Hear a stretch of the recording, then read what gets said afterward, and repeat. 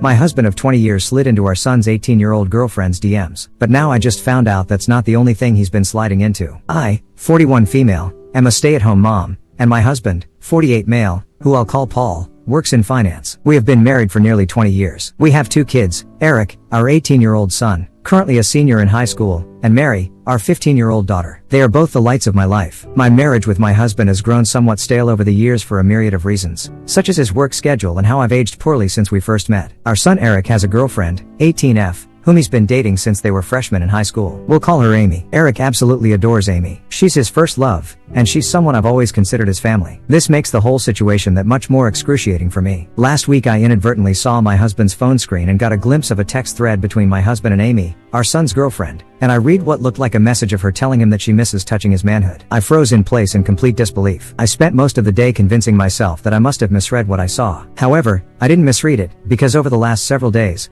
I discovered a folder on his computer filled with tons of inappropriate intimate images. He clearly has a bleep addiction. He also has saved photos of Amy from her Instagram on his computer. Although they weren't inappropriate, she was fully clothed. It was still the proof I needed to confirm that I wasn't going crazy. I also looked at his phone during opportune moments and saw more of their interactions. I wish I had never looked. They were filled with mean, horrible things said at my expense, with him constantly comparing me to her. He would call me fat and old, among other things, with Amy giving laughing emojis. I've always had hunches or paranoid feelings that Paul has been cheating on me, but never in a million years could I have fathomed something like this. Last month I found an intimate women's clothing in our bedroom that I know wasn't mine. I turned a blind eye to it, being naive and acting like it was maybe our daughter's, even though that made zero sense. Not only is he cheating on me, but he's betraying our son. I'm completely devastated. I don't even think words can adequately describe the dread, anger, and shock I feel right now. I'm totally overwhelmed on how to handle this because obviously action needs to be taken, but I'm terrified of what kind of psychic blow this will be for my son. I have no idea how to even broach this completely messed up topic with him. I wouldn't wish this predicament on my worst enemy. I can't even believe I married this scumbag in the first place. And then my mind started to race, realizing that I started noticing specifically unusual behavior from him around the same time Amy turned 18. Was he waiting for her to turn 18 before pursuing this affair? There are so many layers to all of this, and I'm completely paralyzed with fear and dread about it all. None of it makes any sense. How did this happen? Am I that much of a stupid idiot that I let all of this happen under my watch? Eric adores Amy,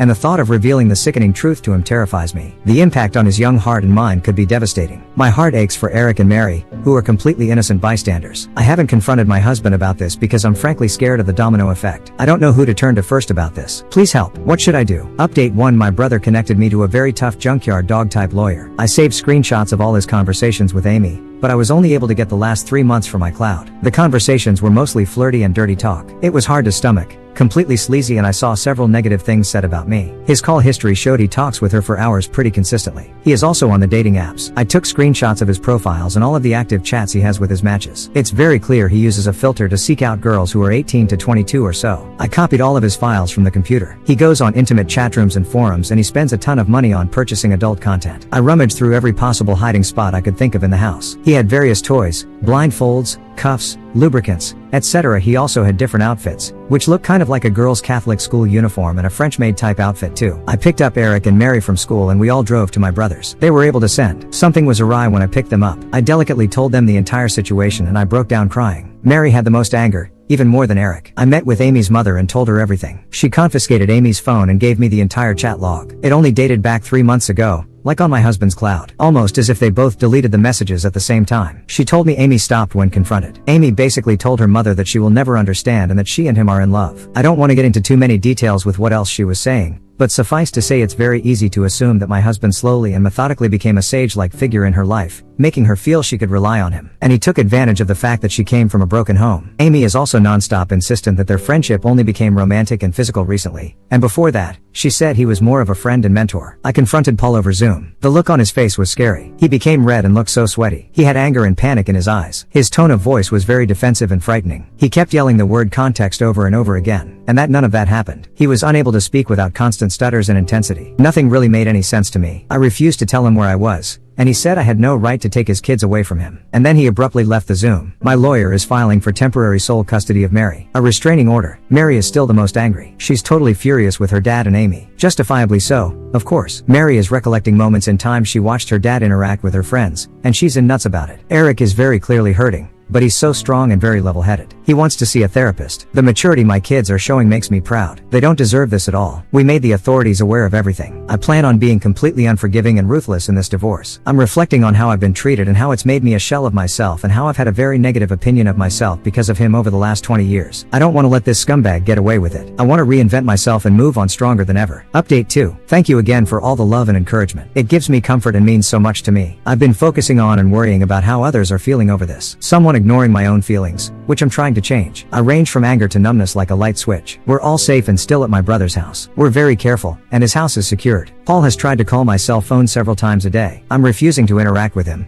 and I will have my lawyer handle all correspondence. He scares me. Frankly, my brother has a very secure house with an alarm system and bolted locks. We feel safe with him. Both my son and I got checked out and tested. It appears so far that we're both clean based on the immediate rapid tests, but in the coming days, we'll know for certain. When the lab results come in, I'm not overly concerned. Eric is scheduled to see a therapist early next week, which is very good. And needed? He's not himself right now. He seems a bit shell-shocked, and I am concerned. He internalizes a lot, and it's hard to get a read on what's going on in his head. That being said, he's thoughtful and has been talking with me, asking me how I'm doing and everything. He's not interested in corresponding with his dad at all. He calls only my cell phone, and he hasn't tried to reach out to either Eric or Mary. I get the sense that Paul is extremely nervous. He's scared, and I think he deep down knows that if investigated thoroughly, he would be in big trouble. That's what my gut is telling me. I still think about the Zoom call with him, and the more I think about it, the more it looked like he was a man whose entire world was crashing down on him. The panic in his face was very apparent. I offered Mary to make an appointment with a therapist as well, but she doesn't want to see one yet. She said she's open to it eventually but wants time to herself. She's been asking her friends about her dad and if they experienced any creepiness from him. Her friends were open and honest with her, and apparently they felt like he stared a lot and sensed his hovering presence whenever they were over. One of Mary's friends went so far as to say that she felt like he was checking her a lot, like looking at her rear and complimenting the color of her yoga pants. At the time, no issue was brought up about it, but in light of everything that has been happening, it seems strange now. He would sit himself in different areas or vantage points to get a good view of her, she claimed. He also asked questions about what kind of friend group or which clique they were in at school. He kept asking about if they were popular girls. I'm completely embarrassed that they had this experience at our house. As for updates on Amy, which is the main reason why I wanted to write this update, I completely agree that she is also a victim. A lot of people have been emphasizing that, and I agree. I've done everything I could in my own power to indirectly get her opportunities to get help. Like I said, I told her mother, and she's been updating me on everything. Amy, unfortunately, is still living in her deluded reality, and I can only pray that she'll eventually come to her senses. She doesn't want to see any doctors or therapists at all and has been constantly trying to reach Paul because, again, she believes that they are in love. From what I've been told, she hasn't been able to get hold of him, and he's been avoiding communication with her completely. Amy blames me for that and believes I took away his devices and am very controlling. Any truth that her mother tries to convey to her is met with conspiracy theories and hostility. Amy looks at me as a villain and still sees Paul through rose-colored glasses. Her mother showed her screenshots of his dating app profiles and matches, and she refuses to believe it, saying I photoshopped it. According to her mom, Amy keeps saying things like everyone is just mad because she found herself a real man and that I'm jealous because she takes better care of him than I do. It's in mind with some of the conversations I screenshot, where a lot of what Paul says is him complaining about things I don't do for him intimately. Right now, she's insisted that she and Paul will be together in the long run. Completely disgusting. He's honestly a slimeball. I can only hope that Amy comes to her senses, but me directly intervening doesn't feel like it would be productive at the moment. Maybe eventually.